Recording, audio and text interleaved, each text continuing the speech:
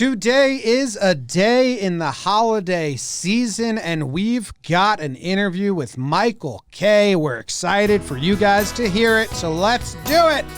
Let's talk Yanks. Talking Yanks with old Jomboy and Jake. Recaps galore and weekly awards. Stat lines, steaming hot takes. Your Yankees news with these two fine dudes. It's time for Talkin' Yanks. Talkin' Yanks with old Jomboy and Jake. Talkin' Yanks with old Jomboy and Jake. Hello, what's going on? Welcome to Talkin' Yanks. We hope that you are having a fantastic holiday week, enjoying the family and the weather and whatever you're doing. The cookies, enjoy the cookies. Jake, favorite type of cookie? It's the holiday season. And we're eating the cookies. And Michael K's got something to say. The New York Yankees are going to play at some point in 2021. What was the question? Favorite cookie? Yeah, Christmas cookie. Oh. Do you like those sugar cookies with like the thicker sprinkles on top of them? You know what I'm talking about? I think I know what you're talking I about. like those. Like the ones with like the kind of intense frosting and... I no think he's going no frosting, straight. Like they can like be the Christmas normal colors. Oh, the normal. Like they're either like sugar red or cookie. green, kind of. Yes, I have a picture of them up here. Let's see. I mean, I'll eat a ton of those. Yes. If you get a good batch of those, you're in trouble. Yes. If you get a bad batch, like the bottoms are pretty burnt, you're like, Yeah. I can play through it then. Burned ones are what you want. Really? Okay. At least at my house. Some satanic Do stuff any from Christmas BBD. stuff sink into your guys's? Is both mom and dad Here Jewish My we go. mom Hanukkah? converted before marrying my dad, Okay. so we just kind of didn't do Christmas stuff. But my mom didn't want me to be the Jewish kid that would go around spoiling it, so they made me believe in Santa. And if Hanukkah and Christmas didn't overlap, they'd give me something on Christmas. Did they make you believe in Santa, but Santa didn't get you presents? If Hanukkah That's wasn't, hilarious. if Hanukkah, No, he exists, young David, Yeah. but if he doesn't get Hanukkah you some and things. Christmas weren't overlapping, they'd save like one of the Hanukkah presents for Okay. that day. All right. Like, he got you one.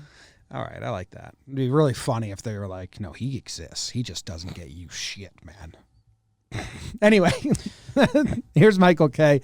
Kay has been a great friend to us and supportive from the jump. So we were absolutely happy to have him on and to talk some baseball. And Trevor was with us, which is a different dynamic. So we got to talk about him calling Trevor's games, some baseball stuff, and a lot. So here is Michael Kay. Baseball. All right, here we go. Yeah, whoa. We got Michael Kay, the voice of the New York Yankees, host of the Michael Kay Show. Our dear friend. Our dear friend, a big Jomboy Media supporter. How you doing, Michael? I'm doing great. I keep thinking about a couple of winter meetings ago when I sat at that little table with you guys before you were nothing, before Trevor Plouffe was part of your whole deal. That was, I still think there's a story from that winter meetings that I don't know if we can tell Not yet yet. We can't on tell that air. yet. But it's, Wow. we did end up at a table right next to you somehow. And we were so not deflated. Deflated's not the right word. So we got you. We're interviewing. We're having a blast. And we got a laugh out of you, and you were professional, and you moved your laugh away from the mic. And we were like, God damn it, he's good. we wanted that laugh. I'll give you a laugh now. Thank you. Thank you. How you doing, Kayster? What's up, man? Everything's good, guys. Everything's good. Just trying to get through. Just trying to make it through, outrun a virus. Amen. I had a quick question for you, Michael. If they came to you and said, hey, the future of broadcasting is that the away announcers will always be working remote, would you retire on the spot? No. Okay, because it seemed like a not fun task to do that. Well, you know what's funny is that, when I feel sorry for the people that are just getting into the business where, going to these new cities is like a big deal, and going to these new restaurants and stuff like that and seeing these ballparks. I've got a 6 and an 8-year-old, so being home more wouldn't be the worst thing. Doing games from the monitor, absolutely brutal. Absolutely brutal. But if that's the new way of the world, and what scares me is the fact that some bean counter somewhere figured out, wow, the games, they got on the air and we didn't have to travel these people and we didn't have to spend all this money. And I think that might be the way of the world for a lot of companies. I don't know if that's going to be the way of the world with yes, but I think sooner or later, I think ESPN's doing a lot of games remotely. And I just think that that's going to happen because if you can save money, they're going to save money. At the very beginning of the season, you could hear that you were a little timid to declare a home run or fair or foul down the line because you don't have all the shots. I do think you got into a groove towards the end there. At any point, did you think about John Sterling and be like, oh, my God, how is he calling home runs? It's difficult. It really is. And I think our best advocate for maybe not having this be the thing to do all the time is Joe Buck. If you remember the play in the World Series when Arozarena stumbled and scored, he said in an interview, he said, there's no way that I could make that call off of a monitor because the camera can only follow one thing. I wouldn't see what happened with the center fielder. I wouldn't see why Arozarena stumbled. I wouldn't see that there wasn't a guy backing up the catcher. Those are the calls. I think in big games, you'll still see people travel. But, if you could save money, if you're the Mets and, there's a game against the Padres that's going to start at 10:30 on SNY, you might think, why do I have to send Gary, Keith, and Ron out there and spend all that money, especially the audience is always small for a West Coast game. I think they will pick and choose. Again, that's just me thinking out loud. Nobody's told me that, but I think it's a good way to bet. It's interesting. I think you guys need to be there to see it because when I'm watching games on TV, which I do way more frequently now than ever, we rely on you guys to tell us if it's fair or foul, if it's a homer, or if it's off the end of the bat. It's impossible. If you guys are looking at a monitor and like you're saying, you can't hear the crack of the bat necessarily. You can't see the trajectory of the ball, how the outfielders are breaking, all that stuff. It's going to bring the quality of the viewing down so much that they have to have you guys travel, man. Well, here's the worst part, Trevor. But by not traveling, right now this year, you just accepted that it was what it was. We're not going to be allowed in the clubhouse on the field. I get that. That was a safety issue. But moving forward, if you're not traveling, you're not talking to players around the batting cage. You're not getting the stories that obviously people want to hear. You're just doing the game, and the game is the important thing. But in order to see, a guy went out here yesterday and he got a lucky rabbit's foot, and that's why he got a 3-run double. Those are the things that you're not going to hear anymore because you have to have access to the players. And I think there's going to be a separation so much between the players and the media. And you can speak to this better than I can, Trevor. I'm sure that the players kind of dug it. I mean, they don't like the media hanging around the clubhouse. And all of a sudden, the clubhouse was theirs. And when they met the media, it was on a Zoom call, and that's the way it worked out. So I hope it's not the way of the world, but it could be. Yeah, I think most guys I talked to absolutely hated this year. Obviously, I think there are a few guys that, maybe dislike the media depending on how they're playing. I think that goes very far in how you feel about the media. If you're playing well, you're like, hey, guys, what's up? Who wants to talk to me? Tell everyone for me, please. Yeah, so I every single person I talked to is like, this sucked this year. Let's vaccine, please, Lord, get us back to our normal life. I thought that Aaron Boone said it best. There was just a heaviness about the whole season. There was no fun. I mean, obviously for the players in the middle of a game, that separates them, but it just seemed, I don't want to sound so dramatic, but when I'm sitting at Yankee Stadium and the Yankees are playing the Blue Jays in Buffalo, and it's a night game, and there's no lights on, and all I see is David Cohn in the next booth, and Susan Waldman in the next booth, and John in the next booth. It had really a dystopian feel to it. And the thing that surprised me is that a lot of people that listen that aren't in the business, like I get texts from my buddies, and they go, I thought you weren't traveling. I said, I'm not. They said, but you're in Buffalo right now. So it sounded like we were there. Yeah. The technology is caught up. The most difficult thing, and I think you guys have heard me tell the story, was the Paul O'Neill factor.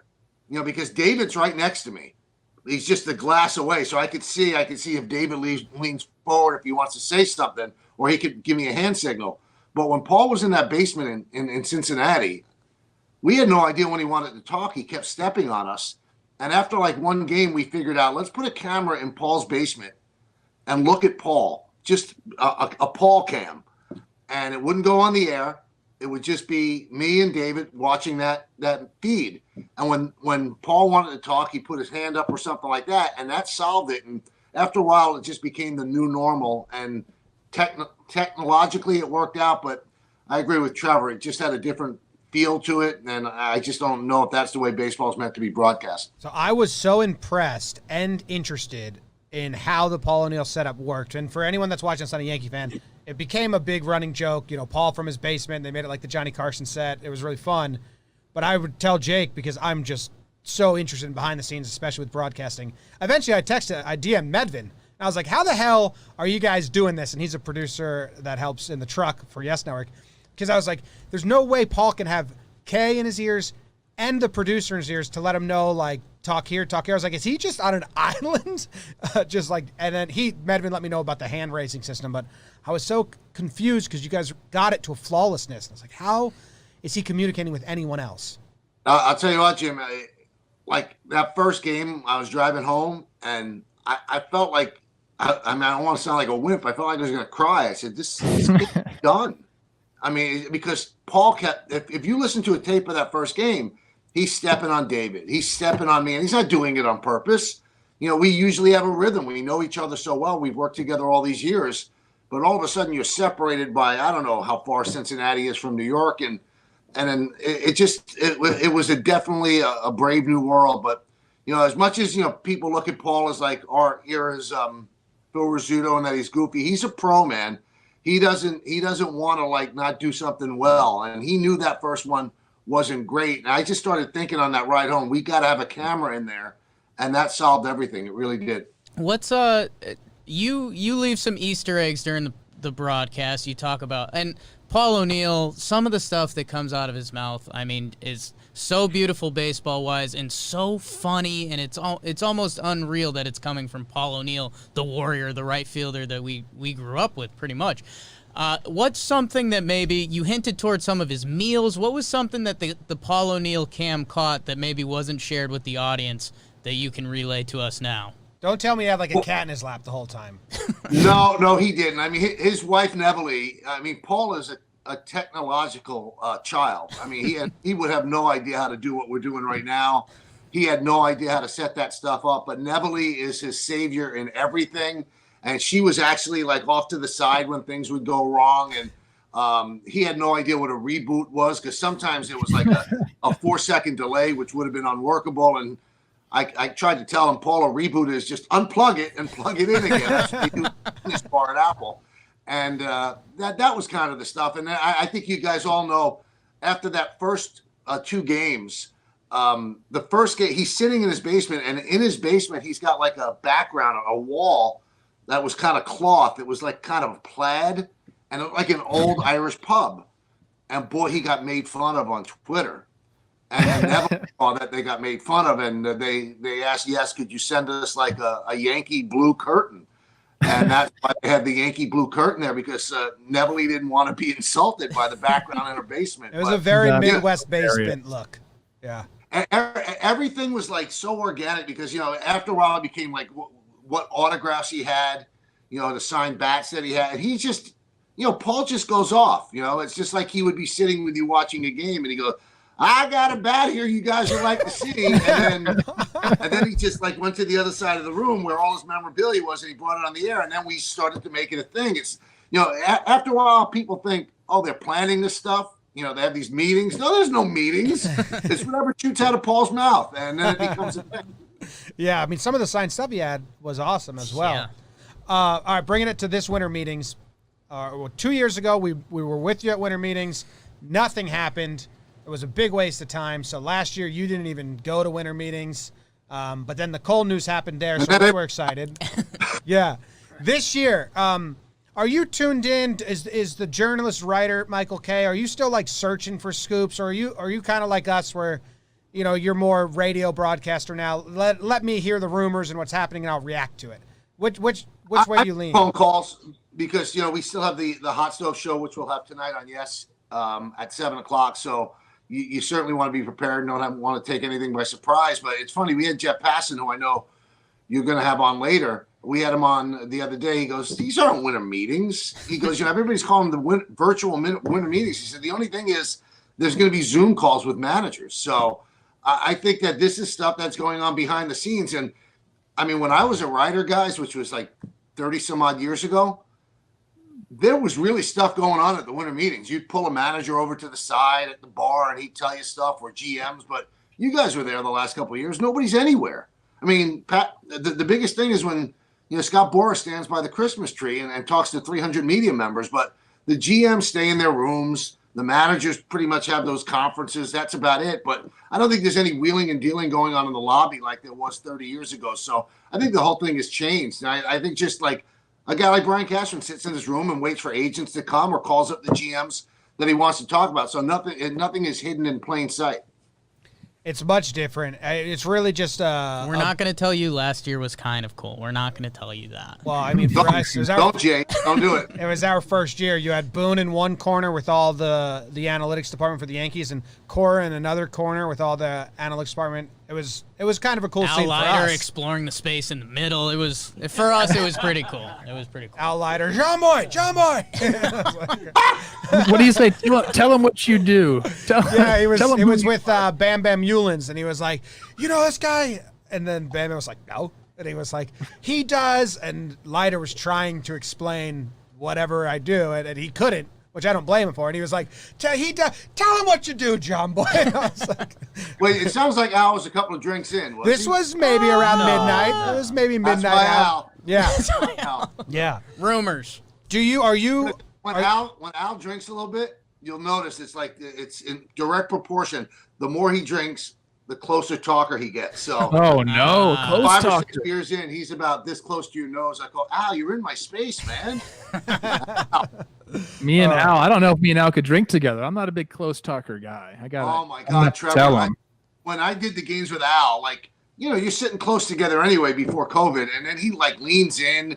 And he hits you when he wants to talk, and even when he's not drinking, he's a real close talker. He's in your space. So I don't know if you'd like dealing with him, Trevor. I love his segments on MLB Network. Like when Al's into something, he did one on Dustin May's cutter versus his fastball, and I mean he's storming around, but it was passionate. So it's like, this is awesome. I like this. I mean, it's real too. He's not making up the passion. He loves baseball, and I mean he's one of my closest friends in the game, but. Yeah, I just don't like him invading my space. That has to stop. We do have a Roosevelt's, and your friends with Roosevelt's are sponsoring us today. Very, very close. Roosevelt's question of the day that we're asking everyone. We need your Trevor Bauer prediction. If you would like ours first, Jake said Mets. Trevor said Padres. I said Angels. And the great Marley Rivera also said Mets, right? Yes. Marley also went Mets. I've thought about this a lot, and the fact that the Mets are going after McCann rather than Real Muto tells me that they're not just going to make it rain. And Trevor Bauer is going to cost a lot of money, as he should. He just came off an unbelievable year. I think that the Angels are desperate to do some stuff, and they have Pujols' contract coming off at the end of this year. So I'd probably say West Coast, and I'll say Angels. All right. Wow. There we go. Now, you don't think that maybe they're going for McCann instead of Real Muto to save money for Bauer? I think they're going for McCann to save some money for Springer. Oh, okay. All right. Because I think the things they need the most in order, they have to have a catcher. Because if you don't have a catcher, there's a lot of pass balls. And then they need a center fielder. And I mean, Bauer would be great to team up with DeGrom, but you're going to have to pay Bauer as a number one starter, and you're already paying a number one starter. So I'm not saying it couldn't happen, but, I think that Steve Cohen was telling the truth when he said, I'm not going to spend like a drunken sailor. I thought the fear was there, and I think a lot of major league owners might have felt this as well. You approve this guy, he's going to have a $400 million payroll, because what does it mean to him? I mean, he's got $200 million in the ashtray in his car, but he's a smart businessman. He's not just going to give away his money and lose money with the Mets. I think he wants to win, and they'll do it smart, but Sandy Alderson will serve as a guardrail for him as well. Yeah, I could be wrong. Maybe they get everybody, but I think the catcher's first and then Springer are second. Are you excited for New York Sports Radio to have a new owner in the mix here, and the Mets are just kind of like a much more fun conversation, at least right now? It's a different feeling. A different feeling. I'm sure you have Mets callers calling in now that sound like Yankees fans of the 90s a little bit, thinking they have the next Steinbrenner. Has it been fun? It has been fun to get him on the air. I think that would be a blast. We haven't been able to do that. But, just if the Mets are good, I think that helps. Because in sports talk radio, if you either want them to be great or you want them to be absolutely a dumpster fire. The Mets haven't been a dumpster fire. They always hover around 78 to 84 That's wins. debatable. Yeah, that's not fun to talk about. I think this guy has a passion about the team, which is important as well. I'm just curious, and I know this is going to happen. All the Met fans over these last 20 years that I've done this radio show who are constantly saying, well, the Yankees win championships, but they buy them. Now I think they kind of understand how needed it is to have an owner that can actually afford what you need. So I think the tune will change just a little bit, and that'll be fun. The Red Sox had to accept that as well when they started winning, and then they started having the highest payroll as well. And it's like, hey, there's a reason people spend money on the best out there because they're the best. But absolutely. Are we? Do we have Michael? This is our friend Trevor, by the way. Trevor, Michael. Do we? I was a little late, Well, Mike. I told. I mean, I know who Mike is. I don't know if Mike knows who I am. I know who you are too. Man. Any memories jump off the top of your head, Michael, from Trevor Plouffe Day and those wretched Twins teams?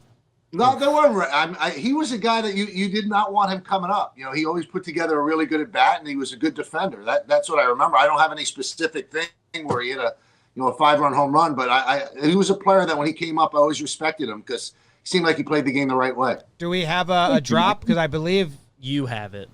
Where? I believe Kyle either slacked or emailed it to you. All right, because Trevor went second deck left field at Yankee Stadium. Now that's rarefied real estate. Yeah. Thank you. Yes. Thank you. It is. Thank you, Mike. It is pretty impressive. I think we have the call here. Let's see. They even had him working with Torrey Hunter, one of the best outfielders ever. Deep to left field. There it goes. See ya. Pinch hit home run for Plouffe. And it's 9-5 Rays. Reached the second. Wow, you could hear the excitement in my voice for the opposing home run.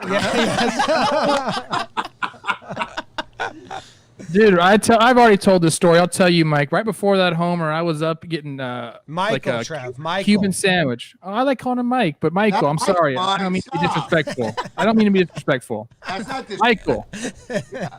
I was up eating a Cuban sandwich from that beautiful chef in the visiting clubhouse when I got the call that I was pinch hitting. So that one's a little extra special for me because I just went up there and just whacked it.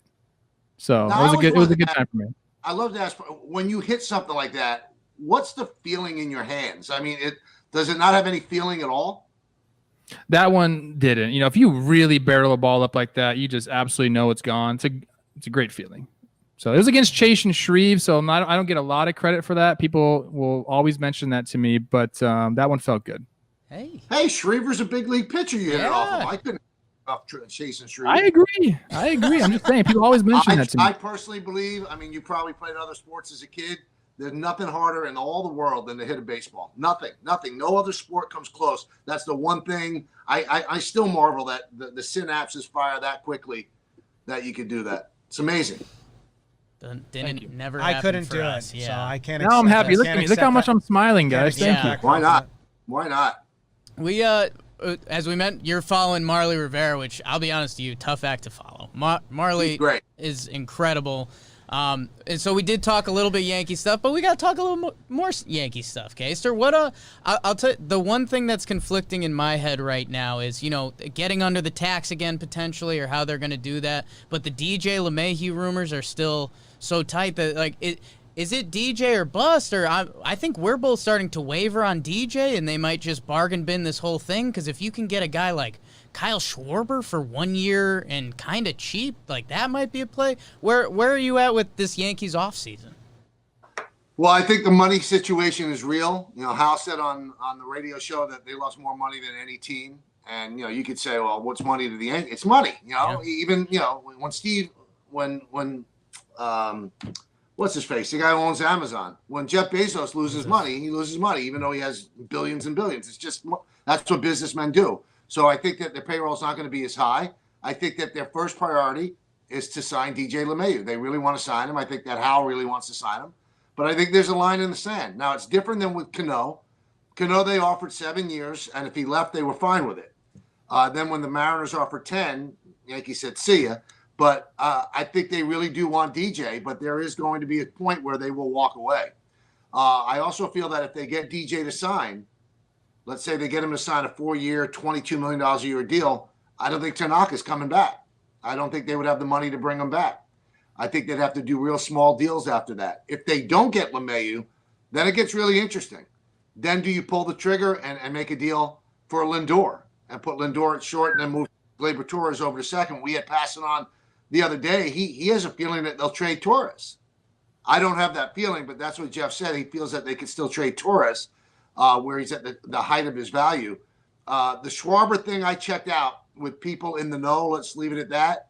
And although the Yankee front office has loved Schwarber for a long time and his swing fits perfect for Yankee Stadium, their question is, where do they play him? Yeah. He's not a great defender. If you put him in left at Yankee Stadium, Yankee Stadium's left field exposes you because of the size in left center. So I'm not quite sure how he would fit. The thing that's a fly in the ointment for everything is that Stanton, who had an unbelievable postseason, he's a DH. They don't want to risk, exposing his legs anymore to have him standing in the outfield for 9 innings. So I think it all comes down to LeMahieu. If the LeMahieu part falls apart, then I think they have to get more creative. If the LeMahieu part happens where they do sign him, then I think they have very little wiggle room when it comes to money. They're going to have to get really funky to bring people in. I agree. A lot of my thought process has gone the same, and I think that DJ and his camp are playing this really well because there was a quote from Cashman a year ago, 19 or 18, where they were talking about trading Gleyber, and Cashman said, "What, are you crazy? I got to walk around in this town. I can't trade Gleyber." Well, that's kind of where he's at with DJ LeMahieu. Like, you got to bring this guy back. You got to walk around in this town. Same sentiment. And DJ has said repeatedly, I want to be a Yankee. I'll take less to be a Yankees. And his camp is saying the same thing. And the public, if Cashman truly does care about the public perception of the Yankees and, serving the fan base, they're playing him pretty well because if they get outbid and the fan base doesn't think it's that big of a difference, it's going to look really tough. I don't think you can let fans run your team, though, Jim, and that's going to be a problem.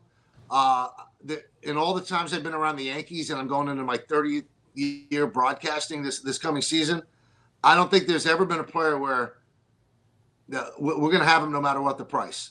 And the only guys I could think of were CeCe. They were getting CeCe no matter what, and they were getting Garrett Cole no matter what. Mm-hmm. I don't think that LeMahieu is in that equation. I think they love him. I think they desperately want him back. But let's say if the Mets go like 6 years, even 5, they wouldn't want to lose him to the Mets. It would be a tough decision for them. But the bottom line is, if somebody's going to blow them out of the water, they will walk away from the deal, and they'll deal with the fans' outrage. And they dealt with it was a long time ago, but fans weren't happy when they let Cano go. No, they get over it. People do get over things, and every move in baseball is interconnected. So let's say you go to 5 years for LeMahieu, which I think it might be to get it done. Then you're taking him to the age of 37 because he's 32. Then when you have to make a decision on Aaron Judge, and you say, well, we don't want to give you a 7-year deal because we don't want to take you until 37 to 38. He could say, whoa, wait a minute. You deal with DJ LeMahieu. So you've got to think down the line how it's going to impact every single decision you could make. So, again, I think that on a scale of 1 to 100, 100 being the most, like what they were with Garrett Cole, I think they're at 90 with LeMahieu, how much they want him.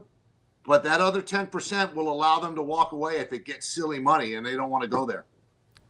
I agree with you that if they do lose DJ, they're going to pivot to. I think if DJ does not return, Gleyber's going back to second base, and they will go look at this shortstop market. And next year, a year from now, the market for shortstops is crazy. Now, if you can swing a trade for Lindor, knowing you can sign him, that's obviously the number one move. We were looking at a guy like Andrelton Simmons, who Epler in L.A. loved him, and Epler comes from Cashman's school of thinking. Maybe you plug him in for 1 year and then go after – there's like 5 shortstops next year to do that. But I do think that if DJ isn't back, Gleyber's going to move to second base, and they say, stay there for a while, and you're home. And, don't worry about moving around anymore. Do you get that sense at all? I get the sense that they lose DJ. There's a lot of moves, and I think that the automatic move, because there's more shortstops available than there are second basemen, they go with him at second. Maybe you could even convince Didi to come back for 1 year because the Yankees are too right-handed, and that would be a left-handed bat. Even if they sign LeMahieu, if they want to get funky and they want to trade for pitching, I wouldn't want to trade Luke Voit, but you could trade Voit and then put LeMahieu at first base. So there's a lot of ways you could do that as well. Yeah, the shortstop market is going to be incredible next year. But remember, I don't think the Dodgers are going to let Seager walk, so that's gone. And I don't think the Astros could let Correa go. Maybe they will, but I don't think he'll be available. It's interesting. You could look at a shortstop market that's going to develop. They might not be out there. I think that any team that trades for Lindor is not going to let him become a free agent, so he's not going to be available either. So the market might be a little bit less than what we think. So, I mean, you've got to make the decision for now. I agree, but you also have to think forward as well. So I think it's almost like 3D chess what the Yankees are playing right now. And the money aspect makes it all the more difficult to put the pieces together. And we haven't even talked about the rotation, which is non-existent. Well, the rotation is interesting, and I think that we've always heard the Yankees are going to do this, the Yankees are going to do that, and go with the young players. I think that they could actually go with young pitchers this year. And the thing that's going to be interesting about this season, David Cohn has always said you need 7 starters, you don't need 5 because people get hurt. This season, I think you need 9 starters that are viable because you have guys that haven't pitched, and no good major league analytical organization wants a pitcher to go more than 40 innings than they had pitched the previous year. I mean, that's even going to apply to Garrett Cole. You don't want to blow a guy's arm out. These guys only played 60 games, so you're going to have to – I mean, they get a little bit of a break because Severino will join them probably in July. That'll be one guy that they could push in. But they're going to have to be really careful with these young – like Davy Garcia, I believe he's going to be in the rotation. You think Davy Garcia is going to give you 200 innings? If Davy Garcia gives you 120, you're going to be thrilled. Well, there's a lot of innings to fill up after that. So this is a really complicated way to put together a team. And I said this on my radio show, and it's something that bothers me so much. I can't believe that Major League Baseball uses the rules of the game as bargaining tools against the players. And I can't believe the other way around that the players do the same thing. How is a GM in the National League supposed to put together a team when they don't know if there's going to be a DH? How is a GM supposed to put together a team if they don't know if the roster is 25, 26, 27, or 28? How are they supposed to do that? How are they supposed to do it when they don't know how many playoff teams are going to be? It's amazing. But remember, this is a sport that last year, after the season started, 2 days after it started, they said, oh, by the way, there's more playoff teams than we thought there were going to be. So these are weird times. So I guess it allows everybody to get funky. But to use the DH as, well, if we give you the DH, you have to give us the extra playoff teams. Don't bargain with the sport's integrity. Bargain with other stuff. Don't bargain with that. There should be a DH in the National League. And the other rules, make those rules right now. Don't bargain them so they could get things from the players. And the players shouldn't use it either because the owners could tell Tony Clark, you know what we're giving you if we give you 15 DHs? 15 high-paying jobs. That's what we're doing. It opens up another market for Ozuna, opens up another market for Nelson Cruz. Otherwise, those guys are limited to half a league. So I just don't know what baseball's doing when they do stuff like this. It makes them look bad. It's an awful optic. All over it. Yeah. That story about the DH coming out, I think that's a play by the owner side saying, like, look, we want it. And they're just letting people know the Players Association is sort of holding it for ransom. And then you have the other side, like you're saying, like the players want to hold all the bargaining chips they can come this next offseason when we have the CBA coming up. So it's a weird dance that we're in. And we started to see it, this year when we're talking about how we were going to get through a COVID season, how many games we're going to play. There is some bad blood between the two sides, and there needs to be some miracle to lube it up, and so we can have some good actual negotiations in the offseason. Because how they handled it this year at the beginning of the year, saying something in the media, and actually not meeting, that's not going to work for a whole CBA. You can't do that. You have to sit down and talk about things. And so I'm hoping that comes to fruition, because if it doesn't, we're in for a long, long winter where a lot of people are going to be saying, God, I hate baseball, and I hate the owners and the players, and everyone's greedy. And you do not want your fans to be saying that. And think about it, Trevor. So 2020 is going to be, an asterisk year. This year, I don't think it's going to be 162 games. Next year, they're talking about there could be a lockout or a strike. That's not good for the long-term health of the game. So, if we're going to be frank here, they could have played more than 60 games last year, easily. Yeah, They could have played 100 games, no problem whatsoever. But it was the back and forth and the money issue. I understand it's a business. I never forget that, and I'm a capitalist. I get it. But this year too, I don't think the owners want to play a lot of games when there aren't fans in the stands because it's a big, big money hit. And at the beginning of last year, when they were going back and forth, I thought that the players should take less money prorated than 100%. But I changed my mind totally after seeing what those guys went through to play. They deserve to be paid 100% prorated. And I think the owners realize that as well. And the bottom line is that this year they're going to get 100% prorated. They're not going to take 70 cents on a dollar because the owners are going to lose money because there aren't fans in the stands. So I think the owners are going to push it off until the vaccine becomes so prevalent that they could get people into ballparks. And then all of a sudden the losses will go down a bit. Yeah. I think it's sad that the like you said, like Michael, we had the shortened season. We're going to another shortened season, then potentially a lockout, and how damaging that can be for this sport. And I think both sides see that as leverage and not damage. And that's kind of what scares me. Like, I think both sides see we're in such a bad spot. We could take advantage of this. And it's just come to an agreement somewhere. Well, but last year you could because the world was really weird. And, it wasn't a good look. Millionaires arguing with billionaires over money when people were dying. But I think as we move further away from COVID, then it just becomes a straight out business proposition. And that's not going to be pretty. Well, Michael, I need a little advice from you to change the topic a little bit. So my girlfriend, I'm here for you. I can tell you anything. I appreciate that. Not for a lot. Well, first of all, I think we do owe you a thank you because someone we're talking to for the first time later today is Bob Costas. Yeah. Who he said he heard about us when he actually hopped in the Yes booth and he worked with you guys. So No, Michael was out. He was recovering. Oh, that was. Can you imagine, Trevor, let's say that you missed some games and instead of the next guy up, they brought in Brooks Robinson. They bring in Bob Costas. That was really comforting. So that's funny, man. Bob Costas. Okay. So I was going to, a little thank you because the Yes Network and everyone has been so friendly to us. But what do you have any Costas stuff for us or do we go professional? What should our angle be? Help me. He's fun. He could play. So he'll know exactly what you're trying to. You don't have to be like Mike Wallace or, you guys are young, so you don't have to be Brian Williams. You don't have to be. Still don't know who that is. He'll have fun. He'll have fun. He loves the game, and just throw anything at him. He is. When he was on center stage, told the story that his father was a big gambler. That's how he really got into sports.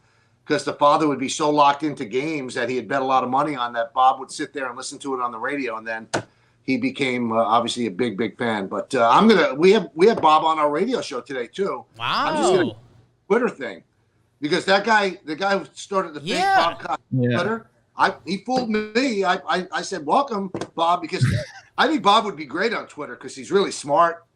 He's one of the smartest people I've ever met. But I'll give you a good Bob Costas story. This is a Bob Costas story that tells you what he's all about. So this was I just gotten the job at the Post to cover the Yankees. So I must have been about 25 years old, 26 years old. And I'm dating a girl, and we're walking in Manhattan, and we're crossing 7th Avenue.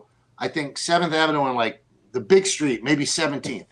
And crossing the other way is Bob Costas. Now, I know who Bob Costas is. I don't think there's any way he knows who I am. And he stops in the middle of the crosswalk and says, "Hey, Michael, how you doing? Bob Costas." I'm just blown away. And I said, "Bob, this is my girlfriend, Donna." He goes, "Oh, hello, Donna. Nice to meet you." That was the extent of the interaction. We walked across the street. He walked the other way. Well, Donna, who I'm still friends with but not married to, 15 years later, she's one of the top executives in the NBA. And he's doing the games for NBC. and she's walking across the court to talk to somebody else. He walks up to her, he goes, Donna, how you doing? Last time I saw you was crossing the street with Michael Kay. Wow. Jeez. Is that unbelievable? One of those guys. He's like one of the, he's got this memory. See, I'm terrible. Like I could meet somebody and 4.5 minutes later, I have no idea what the person's name is. Not because I'm a jerk. I just have no memory. I can't like click it in. He clicks it in for 15 years after like a 20-second encounter. So he's never going to forget you guys' names ever after this, ever. Like I love that. He'll see you 30 years from now. Oh, Jake, I remember when I was on. That's how he is. Man, that's crazy. They Now, I have say, a question to ask you, Jake. Oh, yes. God. Yes. So we start this interview, right? Yes. The first thing out of Jimbo's mouth, the first thing. Right. Well, if they do remote, are you going to retire? So does he want me to retire? Wow. no, I was worried. Great catch. That's a great catch, He wants Michael. Ruocco, right? I was worried because I thought you really didn't like doing the remote at all. I like working though, Jim. I can't have you Likes retire, working, Michael. likes the kids and stuff. Yeah. No, that was an oversight, I think. No, it wasn't an oversight. I think it was a message. You think Unbelievable, that was a Jim. little Hold tight from Roger Clemens. That's what it was. A little- Are you going to retire? Yeah. So what? Right? You get your job? Well, you got to Well, retire once, so little then we bit. can have the big return celebration party. That's No, somebody else has done that. It didn't work out great. I got you being in the booth for like another 20 years. Like, Oh, from your mouth. I'll tell you what. I'm telling you. I'll take it to 79. Sure. What's the Yeah. And you know what? Sterling will still be in there at the age of Oh 100. my God. What's the record, Michael? You got to become. I was reading somewhere that someone was like the longest voice of the Yankees. You got to become. John? No, but TV. Are you the longest Well, TV? I think the longest continuous voice of the Yankees is Sterling. This will be his 33rd year, and then I'm second at 30. But I don't. Let's see. Rizzuto took over in 57, and then I think he retired after 96. So I mean, I'm just 20 years in the S booth, and I did the 10 years with John. But obviously, Jim, you don't want me to hit that record. I get it now. I'm rooting for it. That's No, I don't think so. No, I think Jake is, and now Trevor, but not you. That was I think you. I think that was a Godfather type message. Like he's giving a little bit around I'll the tell you what. corner there. Tell you what, Yeah. Michael. I'm gonna walk upstairs and be a horse to my bed. I know it. That's how Jimmy rolls. We people always ask us if we would want to like do play-by-play or broadcasting. Jake and I, It's exhausting. we do like a live. We did a live stream during the World Series, and every now and then, chat's like, do play-by-play, and we do it for maybe one batter where we're doing like a presentation voice. It's like the most tiring thing ever. We're gassed after like 1/2 inning. I don't know how you guys do it for a full game. You know what? I don't. I think doing the radio show is more tiring, just to like know all sports and talk for 4 straight hours. But when you're in the booth with Paul, I don't talk that much. I go, here's the 2-1. Yeah. I love that. Michael, I see a pigeon, that, and then he just goes off. When you just said, and here's the 2-1, that like brings me back to like being in the clubhouse during like when we're playing the Yankees. Like just your voice is synonymous for me with Yankee games. So screw Jim. Yeah. You're gonna be there for a It's my bad. long, It's my long, bad. long time. And you know Basically, what? as long as you want, Trevor, right? I thought that I had something close with Jimmy. Yeah. I did, but I blew it. this little hit tells me differently. I'm sorry. Mm-hmm. Egg on my face. Tough. Man. What if Flip is listening and goes, you know what? Maybe Michael should retire. Oh. No. No. Take Flip. a blank check out Yes Network and give it to Michael. Let him tell you how long and how much. I'm serious. Flip knows I got his back. I'm always tweeting. Whenever I have to watch some other network, I'm always Yeah. tweeting at Flip. Like, can you go hire yourself out as a Contractor. like a contract to give advice? What are those people called? Consultant. A consultant. Can Flip go consult all the Fox Sports Detroits of the world to let them know how to do a baseball broadcast? Because I'll tell you, some of these other broadcasts that I watch when I pull these breakdown videos are just awful in But comparison. I will to tell this. you what, though, in all seriousness, I'm not other talking cities- about the booth. People always think No, I'm I insulting them. I'm talking other about the cities- cameras and replays and they broadcasts. want. Yeah. I mean, I get criticized that I don't root for the Yankees. I don't think you can in New York. I mean, in my soul, do I want the Yankees to win? I mean, I was a 9-year-old kid who wanted to be the Yankee announcer. So yeah, it's better for the Yes Network. It's better for everybody. And when Trevor could tell you, when you're around a team that wins, it's a better situation. People are happier. But like in Chicago, people out and out root for the team. They go bad guys 2, good guys 1. I couldn't do that in New York. I mean, Mushnick and Raceman would destroy me. And I just don't think New Yorkers want that either. So I think different cities need different things out of their broadcasters. Yeah, it's true. Sterling's always funny. We have BBD that do Sterling calls, our Twitter account. So he's that now listens to Sterling all the time. And Sterling he roots for the team, but he also rips them to shreds sometimes. Absolutely. And it's so funny. And he always picks on fat players. Very which is New really York. Funny. He goes, Who does he pick on? fat players. Like Vogelback from Seattle will come up and be like, "This is a big dude." he's like, "Yeah, a bit." Alejandro Kirk is not the normal shape. Yeah, say stuff like that. Yeah, it's awesome. When I did my first game ever, it was the Yankees Red Sox, the first game ever that I was doing in the booth with John, and I'm so nervous. Like I have to go to the bathroom nervous.